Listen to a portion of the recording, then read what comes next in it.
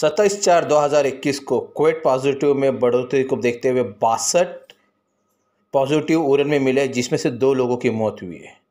उसी के साथ में सबसे बड़ी खबर ये है, और ये खबर एक चौंका देने वाली खबर है कि महाराष्ट्र एसटी महामंडल की जो मेंटेनेंस बस रहती है, उस बस का एक झलक आप देखिए। उसके बाद में जो महाराष्ट्र बस के ऊपर जो ताड़पत्री जैसी प्लास्टिक जैसी चीज़ें से बांधा जाता है, और उसके बाद में जब वो बस चलती है, बस अपनी स्पीड में रहती है, वो स्पीड में होने के बाद में पीछे जो छोटी बाइक या बड़ी कार रहती है, उसके ऊपर प्लास्टिक उड़ते जाता है हाईवे पे, और इससे कुछ एक्सीडेंट होने के जो आसार नज़र आते हैं और एक्सीडेंट हो जाता है, तो उसके जिम्मेदार कौन है? क्या एसटी महामंडल को ये इन गाड़ियों का सुधार करना चाहिए या नहीं? या रस्तों पे खड़े रहते हैं एसटी महामंडल के ऑफिसर जो टिकट चेक करने के लिए खड़े रहते हैं, उनकी रिस्पॉन्सिबिलिटी होना चाहिए कि रिपोर्ट बना के महाराष्ट्र शासन को देना चाहिए क्या नहीं, ताकि इससे लोगों की जान बच सके। और एसटी महामंडल से ये होने वाले एक्सीडेंट के मासूम लोगों के एक्सीडेंट होने की वजह से ये बहुत ही बड़ा खामियाजा भरना पड़ सकता है एसटी महामंडल को।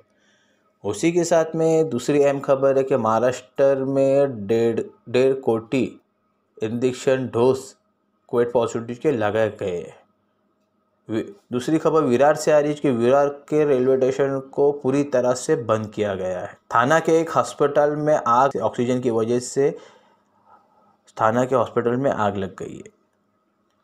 अब 150 राज्यों में 150 जिलों के अंदर कड़क लॉकडाउन लगाने का निर्देश सेंट्रल गवर्नमेंट के लोगों ने दिए, क्योंकि इन 150 जिलों के अंदर कोविड पॉजिटिव के मरीजों की बढ़ोतरी दिन ब दिन होते जा रही है। जिस तरह से यूपी, बिहार, झारखंड, इन छोटे मोटे राज्यों में जिस तरह से मिडिल क्लास के लोग मास्क का उपयोग नहीं कर रहे, सैनिटाइज़र का उपयोग नहीं कर रहे, जिसका खामियाजा पॉजिटिव होके इनको चुकाना पड़ रहा है।